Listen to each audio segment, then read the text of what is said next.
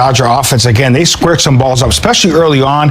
Couldn't find any holes. Yamamoto started out pretty strong the first couple innings, then lost his footing a little bit. Credit the D-backs. They swung the bats when they needed to. They won this ball game. Yeah, early on it felt good. They just weren't getting any results on the offensive side, but as the game went on, it didn't smell very good, and it started to smell like a loss. They did show up a little bit there at the end. I thought Yamamoto was kind of locked in early, but all of a sudden the ball's kind of slipping out of his hand, especially with the split finger. It was a tough night for him as it went on. Yeah, Yoshinobu Yamamoto came in with a Major League best 0.9 ERA. He leaves this game. His ERA doubles to 1.8. Oral, you talked about it. First 3 innings, he actually looked like he was cruising a bit. 4th inning, things just kind of unraveled for him. Yeah, he was a ground ball machine early on. He was lighting it up down around the knees. The split finger was decent, and he was getting ground balls. 6 of the 9 outs in the first 3 innings, ground ball outs, including a double play. And then all of a sudden, I really do think the humidity tonight was 17%, and for Arizona, it ranges anywhere from 14 to about 44. So it was a very dry night there, and all of a sudden I thought he's starting to lose the grip. And when all of a sudden that inning really got to a point where he needed to make some pitches, and you try too hard, if you try too hard and you're not really sure of your grip, or you're unsure and not comfortable, the ball can slip out, you start missing your target, and you hit a guy when he's like 0-2. Yeah, and it's amazing that fastball to Moreno. Moreno had not hit a home run all season. I know it's all season, only 6 weeks. He does have tremendous power. That wasn't that bad of a pitch, but for when you're in the bases loaded, you can sell out on a fastball. And I'm the hitter. I'm thinking he's probably going to go outer third. And that's why he was able to drive the ball the other way here. Starting with that walk. Leadoff walks are never a good thing. And then base it up the middle. Great effort there by Mookie Betts to knock it down. We got first and second, and they got action here. And 0-2. Here's the pitch right here. You talk about slippage, right? 0-2 pitch. When have you seen that? Hits Suarez right there, and here's that fastball. You get behind 2-0. You know a fastball is coming, and he's guessing outer third. He guessed right, and that's why he's able to drive the ball the other way. So, once again, Yamamoto's been outstanding all season long. He ran into that tough inning. D-backs took advantage of it. It happens sometimes in the show. Unfortunately, talk about tides turning either way. Tides went in the favor of the D-backs. Or is there anything he can do when the ball is a little bit slippery like that? I know there's a rosin bag back there behind the mound, but when the ball is just not able to get a good grip on it, it's tough. Rosin is more of a drying agent, which actually sometimes makes it even slipperier. But what you do is you get a little moisture on your hand. You're allowed to go to your mouth as long as you look like you're wiping it off. And a lot of times you can go to your mouth and pretend like you're wiping it off, and you're going to get away with it. And you get that moisture, and then the ball will feel a little bit better in your hand. I would think that, he's done that. It was an 0-2 pitch that he hit him with, okay? He was probably going for one of the nastier pitches that he could throw. And when you overthrow a breaking ball, it pops out the top. You overthrow a split, and it's a little early, it slips out the top. And he's just unfortunate, hit him on the elbow. Yeah, it's unfortunate to set up that inning. If I'm the hitter on the on-deck circle, you got first and second, 0-2 pitch, that breaking ball that hits Suarez. Now I'm walking to the plate with the bases loaded. He's lost a little bit of control. Now I'm sitting 2-0. That is just, as a hitter, you feel like you're King Kong then, because he's got to come with the fastball right there. And credit Moreno, he did not miss that pitch. Both of the balls that he got the 2-0 with were wide left, and then all of a sudden you throw one out there. You're kind of training the hitter of where you're headed. Yeah, the grand slam, then the solo shot by Marte made it 5-0. Dodgers were playing from behind the entire game, Jerry. They chipped away. They got the 2 in the 8th, and then Shohei Ohtani hit that bomb there in the top of the 9th inning to make it 5-3. Yeah, again, great at bat by Shohei Ohtani. Even though we're behind, he's trying to get on base any way he can. He gets to 3-2, miss a couple pitches, then he gets a fastball he can handle and hits an absolute seed over the center field wall. Here's that pitch, 98.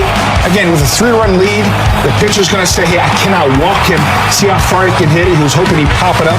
Obviously, Shohei Ohtani is all over it. Outstanding swing, head behind the baseball. Look at that. Beautiful swing, so balanced, powerful. I may see what the exit velo was on. It's got to be somewhere around 118, 119 miles an hour because that was scorched. You know, wins and losses at the big league level are real small edges. And you're talking about the National League West now, where you've got a lot of teams that are playing well. It's the first time you've seen the West team. So this is an edgy game where, you know, a little bit of defense. If Mookie Betts can get that ball in the air to Kim at second base and get that force out, if he doesn't hit a guy with 0-2, if we get a hit with runners in scoring position late and all of a sudden Ohtani hits that home run, it's the difference between a win and a loss, and it's very small. The Dodgers usually come out on top on this because of their ability and their execution. It just didn't happen tonight. Michael Conforto hit 3 balls on the rocket today. 3 balls on the button tonight. Really had nothing to show for it. It's unfortunate, you know, sometimes you have a month, sometimes 6 weeks where it's just not going your way. I'm hoping, as cold as he is, he can get scorching hot pulling for him. Yeah, he hit one about 407 feet. That was an out. And James Outman hit one about 411 feet, which was also an out. Those would have been home run balls at Dodger Stadium. Dodgers fall 5-3. Let's head back to the booth in Arizona. Check in one final time with Steven Nelson and Eric Karros. Sort of an odd one, EK. The Dodgers dropped this opener 5-3. Late rally, not enough, but it all kind of came apart quickly against Yamamoto in the fourth.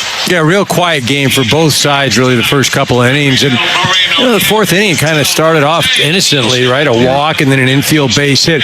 The kicker, though, was that 0-2 pitch to Suarez. Nicks him in the elbow, and then next guy up, 2-0. Grand slam. We got 4 runs on the board. It's a long series, though. Chance to get back on the horse tomorrow. Roki Sasaki, what do you want to see from him against this Diamondback offense? I think more than anything, just attack the strike zone. We saw Yamamoto doing that early, and, you know, he was fine. Kept the Diamondbacks off the bases. It was the one inning that hurt him where he just got a little wild. He walked a hitter and hit by pitch. Sasaki has the ability and the stuff to shut down this lineup, and on the flip side, Dodgers have to be a bit more offensive, especially early in the game. A chance to get back on the winning track, and even this series against an old almost friend in the left-hander Eduardo Rodriguez. Yoshi, when you look at those 2 home runs, what do you think allowed them just to be able to get the 2 home runs? What do you think allowed them to get to him in the 4th and the 5th inning? 2本ホームランを許したんですけども、そこの原因になったものっていうのは自分でどう思われますか、考えますか。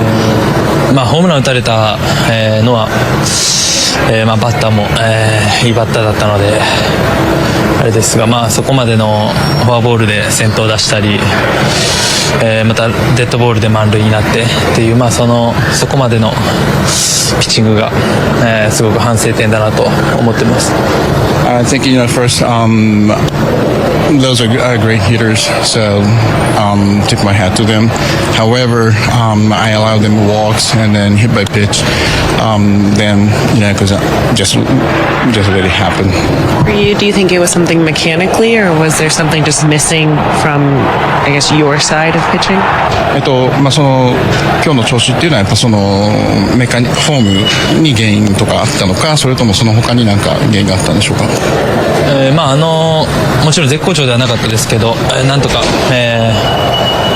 ィルの、すごくいいリードでなんとかこう粘りながら、投げれてたんですけど、本当にそのホームラン打たれた回の、フォアボールだったり、デッドボールだったり、そういった、ピッチングの中ですごく基本的なミスが、一発にこう響いてしまったので、そうですね、そういった、ピッチング内容があまり良くなかったですね。Obviously, I didn't have my best stuff today, but the Rio is helping me out by calling the game.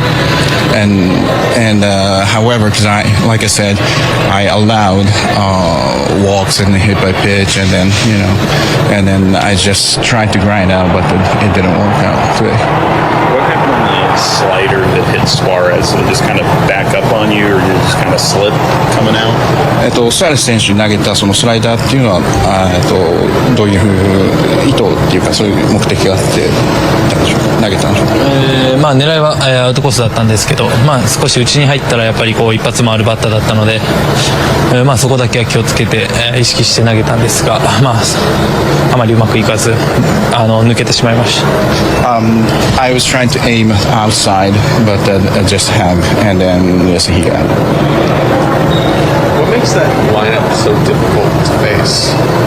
今日の、打線はなぜそういうふうにちょっと難しくなった原因っていうのは何だったんでしょうか、そのアリゾナの方の。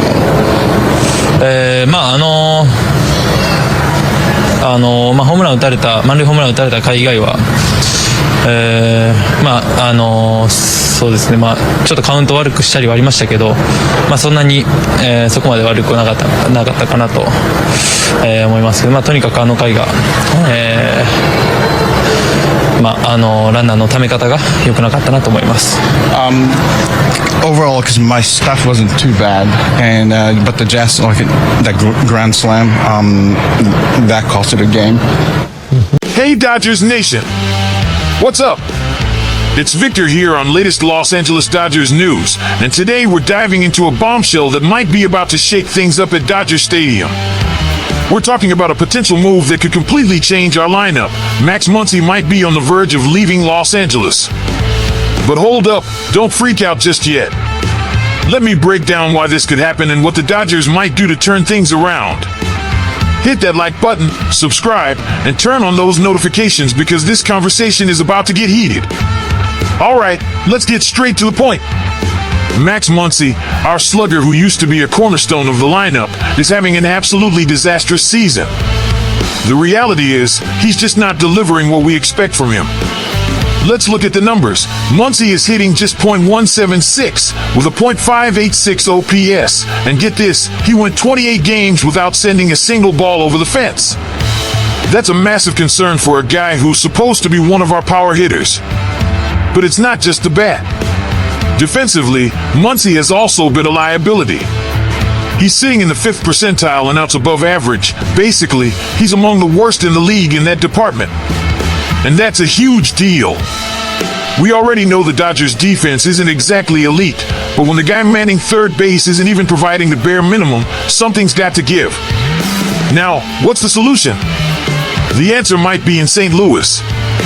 Yep, I'm talking about Nolan Arenado. This guy is a defensive monster, 10-time Gold Glove winner and currently in the 92nd percentile and outs above average. Plus, he's hitting .256 with 3 home runs and 14 RBIs. And get this, Arenado has expressed interest in playing for a contender. And who's the reigning World Series champion?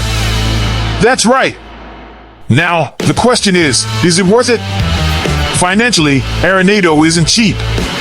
He's still got a significant contract, and the Cardinals already tried to ship him to the Astros last winter, but he used his no-trade clause to block it. The thing is, the Dodgers might be a different story. Arenado wants to win, and the Dodgers can give him that opportunity. So, the big question is, should the Dodgers say goodbye to Muncy to bring in Arenado? Is it worth giving up a lineup icon to shore up a clearly vulnerable position? And what does this mean for the prospects waiting for their shot to shine in the big leagues? Let's talk about it in the comments. This is a hot topic, and I want to hear from every single one of you.